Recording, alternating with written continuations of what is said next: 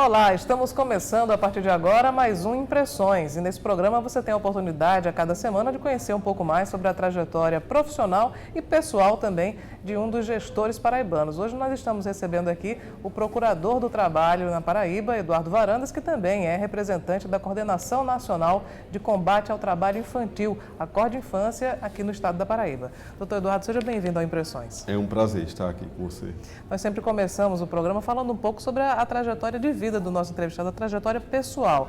O senhor é um paraibano aqui de João Pessoa e veio de uma família que tinha uma vinculação bastante forte com o direito. Seu pai e sua mãe também atuavam nessa área, não é isso? É, exatamente. Eu costumo dizer às pessoas que a minha faculdade de Direito começou muito antes de eu ingressar na universidade propriamente. Acho que foi a mesa de jantar da minha casa, porque minha mãe era auditora fiscal do trabalho e ela chegava dos canaviais, onde ela resgatava trabalhadores. Na época não se chamava escravidão, mas era um regime de escravidão, meados da década de 70, e ela contava como aquelas pessoas trabalhavam em condições subhumanas, sem carteira de trabalho anotada, sem nenhuma garantia trabalhista, e ela ia com a Polícia Federal e falava aquilo com muita paixão pelo trabalho.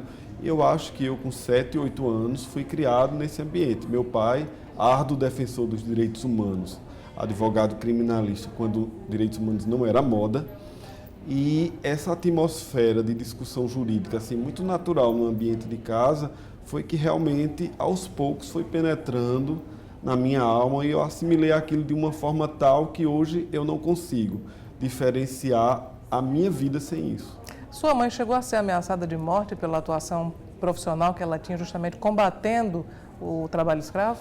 Chegou por 2 vezes, porque primeiro, quando ela passou para a Auditora Fiscal do Trabalho, ela foi nomeada para Cajazeiras. Então é uma cidade menor, numa época bastante complicada em termos de coronelismo, capangagem, essas coisas todas, justiça com as próprias mãos. E ela contrariou muitos interesses locais porque chegou para realmente fazer cumprir a lei trabalhista. Na época, o poder executivo era extremamente forte, era a ditadura militar, e havia uma preocupação, de fato, com os direitos sociais. A ditadura tem inúmeros problemas de direitos humanos, mas a questão trabalhista havia uma preocupação. E aí, quando ela começou a atuar mesmo, a cidade sentiu na pele o que era uma autoridade de verdade, e ela andava armada mesmo e foi ameaçada de morte por 2 vezes.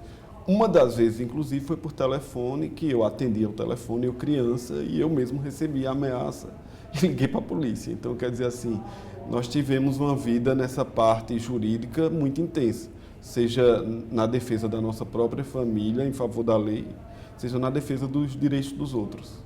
Bom, nesse ambiente, nesse cenário todo, a influência dos seus pais nunca lhe deixaram, então, margem para ter dúvida de que carreira seguiria no futuro, né? O direito sempre esteve muito presente. Não, foi uma coisa meio estranha isso. Na verdade, eu tive dúvidas.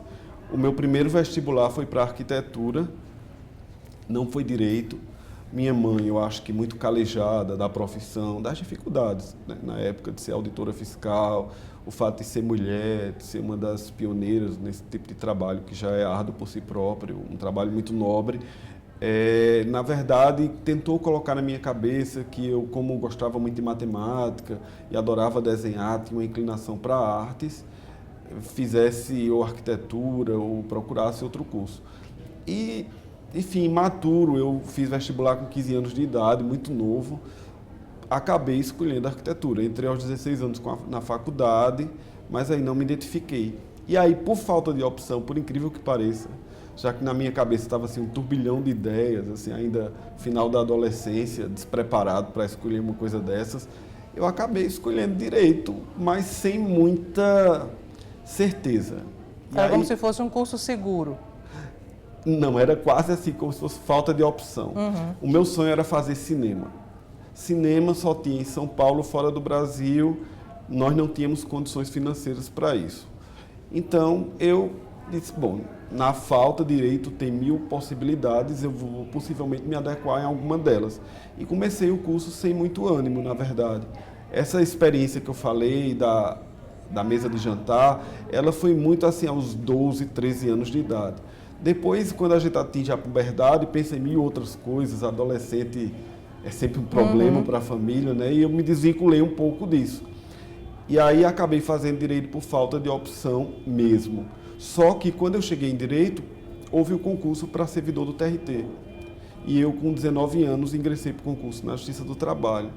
E quando eu vi um trabalhador sujo, de pés descalços, recebendo o salário no setor de pagamentos da junta, antes era Junta de Conciliação e Julgamento, meus olhos, assim, da época que minha mãe falava aquilo lá na mesa de jantar, brilharam, né? Eu disse, não, é isso que eu quero mesmo, essa justiça que eu vejo acontecer, que eu posso melhorar um pouco o mundo. E aí foi, na verdade, minha segunda faculdade, a Justiça do Trabalho, e a minha terceira é que foi a universidade. Então foi nesse momento, então, que a ficha caiu, que o direito realmente seria foi, uma aí boa que escolha. tudo se encaixou, né? Talvez por acaso, mas acabou se encaixando. Aquela semente plantada na pré-adolescência, nas conversas durante o jantar da minha casa, ela veio revigorada, assim, potencializada, com outra realidade que eu estava vivenciando dentro da Justiça do Trabalho, a justiça que funcionava, a justiça que estava do lado do hipossuficiente, do economicamente mais fraco, daquele que nem sempre tinha voz. E aí aquilo mudou assim minha vida de forma paradigmática e eu decidi seguir a carreira trabalhista mesmo, uma inspiração na minha mãe, primeiramente, claro, e na própria Justiça do Trabalho, que eu me considero cria dela também. O senhor falou sobre a questão do cinema, que era um sonho desde a adolescência. Esse sonho está sendo realizado agora, tem um filme vindo por aí. Eu até voltei a acreditar em sonhos, porque era um sonho que estava assim tão incubado, e eu não tenho nenhum tipo de experiência em cinema, sou cinéfilo assim, como espectador apenas, mas acabei escrevendo o roteiro e inscrevendo num concurso. Como é que se chama o filme? É um curta? É um curta ficção, um drama mesmo, e o nome do curta é Osana nas Alturas. Pelo concurso de roteiro tirou o primeiro lugar, e aí nós recebemos a verba e estamos produzindo.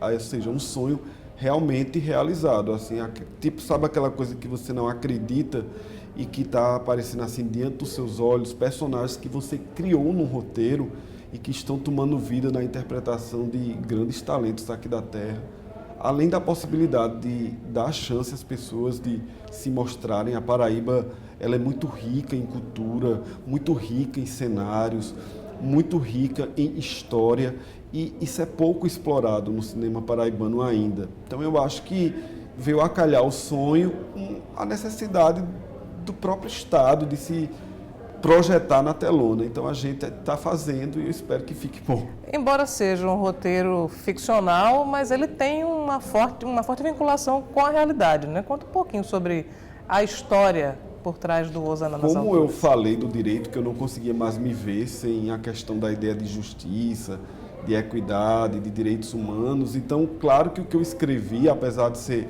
realmente uma ficção, não tem um fato real ligado a essa travesti chamada Osana. Se existir, é mera coincidência alguma travesti com o nome Osana, mas a verdade é que eu ando muito preocupado com o cenário atual. Essa questão do fundamentalismo religioso, interferindo no caráter laico do Estado, interferindo em garantias conquistadas por vários segmentos da sociedade, garantias justas, como, por exemplo, o segmento LGBT. E aí eu escrevi a história de uma travesti chamada Osana, que vive com conflitos de religiosidade e de identidade de gênero. Ela nasceu homem, mas tem alma feminina, e a gente discute exatamente a vivência desse ser humano dentro de um ambiente hostil, ou seja, a pura realidade. E o final, que eu não posso contar, porque eu espero que todos vocês assistam, vai ser surpreendente. Por falar em religião, aí chegou o ponto também de perguntar, Eduardo Varandas é um homem religioso?